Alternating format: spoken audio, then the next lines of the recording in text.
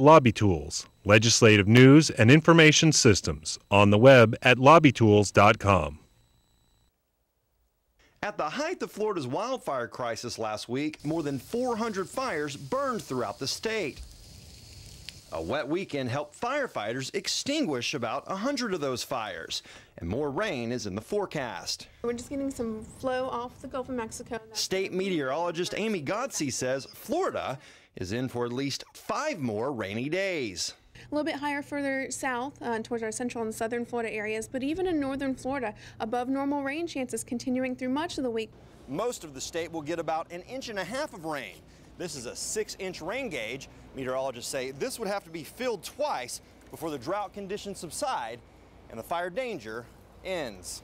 Florida Forestry Service Director Jim Carls buried 2 brave firefighters this weekend. The men died fighting a North Florida blaze. Carls says the week of rain is a good sign. Summer pattern is kind of starting to kick in, possibly.